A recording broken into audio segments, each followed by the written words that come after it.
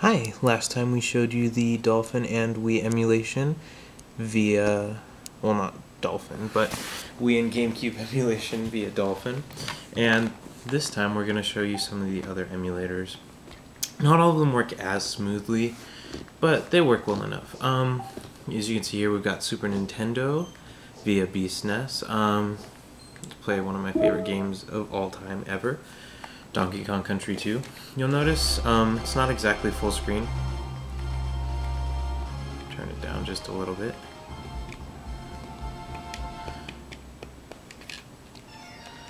So that does break some of the seamless look, but you know, it's good enough when you want to play. This doesn't do any crazy upscaling or anything either. So, just good old classic Super Nintendo goodness. And I know now that the Wii U has save states and online guides and button mapping and things like that. It's actually quite nice compared to using an emulator. But, you know, some games aren't on the Virtual Console and things like that. So, you know, it's just easier to play it this way.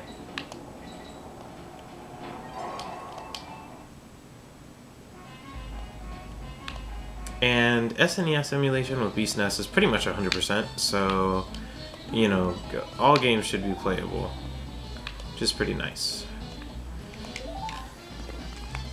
So we're going to close this one and head over to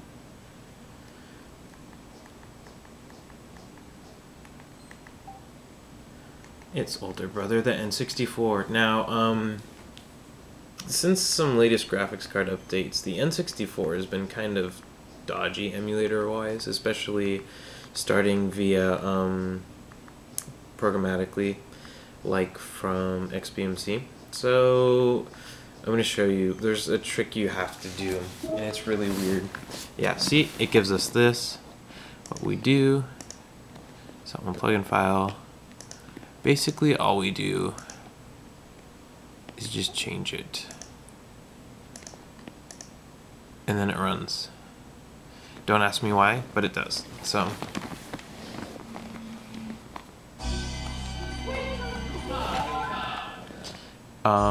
it's N64, so it's not like it takes that much to run. So there's not really any slowdowns. You do get some slight anti-aliasing upscaling, but it's not, you know, it's not gonna make it look like it came out this year. It's still an N64 game. But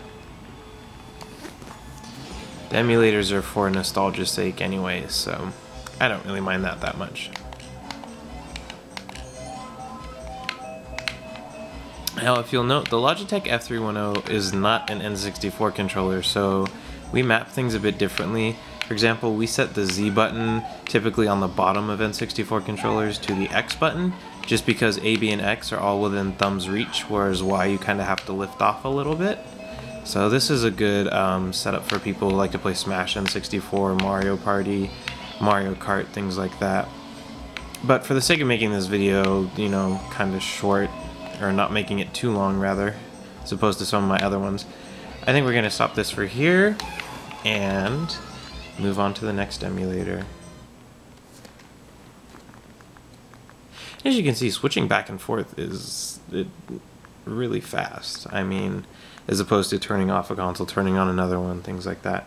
Let's go to PlayStation 2.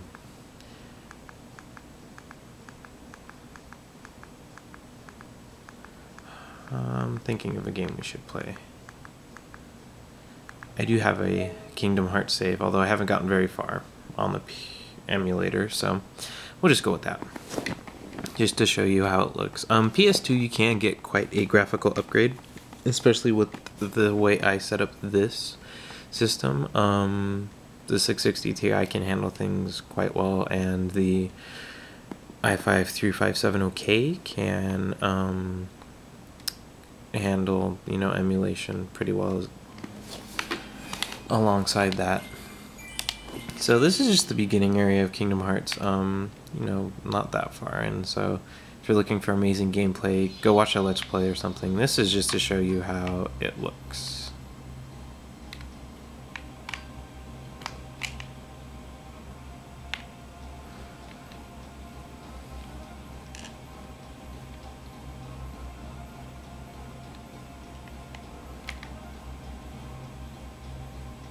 And like I said, with PCSX2, not everything's 100% perfect, but it is quite good.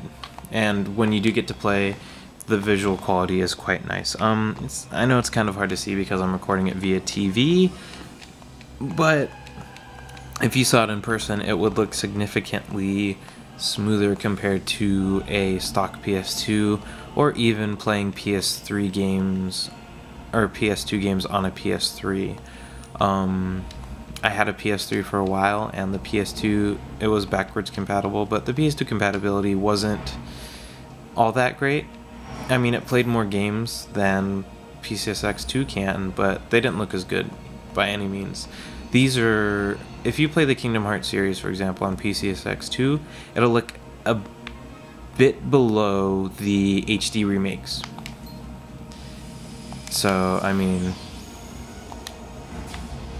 you don't lose all that much playing on an emulator. And then you get the save states and things like that, cheats, save files if you want to do that sort of thing.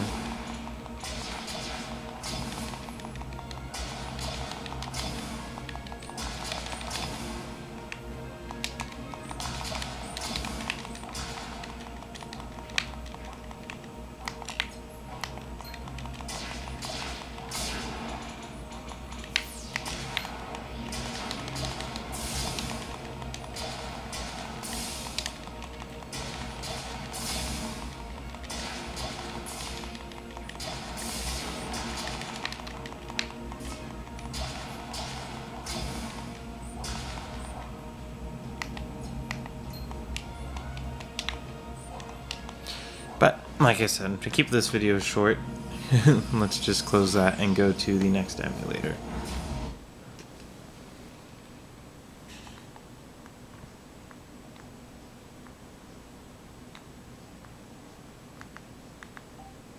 Which is, I think this is our last, but definitely not least, the Sega Dreamcast.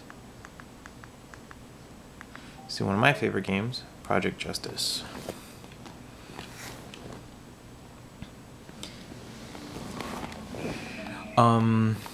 I'd say of all the systems, the one being emulated here, the one with the least compatibility and most slowdown is definitely NullDC and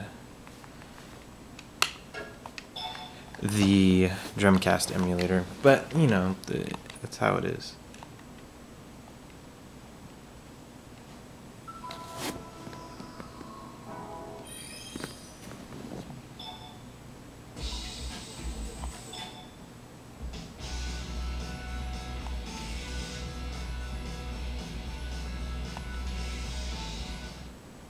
But, you know, if you want to play some great games on the cheap, classic titles, I'm not going to tell you where to get your ROMs and things like that. You'll have to figure that out and determine whether you feel bad about doing things that way. But if you want to play some nice games on the cheap, on a big screen with a good sound system, have it all set up to launch seamlessly via remote, and not have to fiddle around with too much, then XBMC is probably going to be your best bet.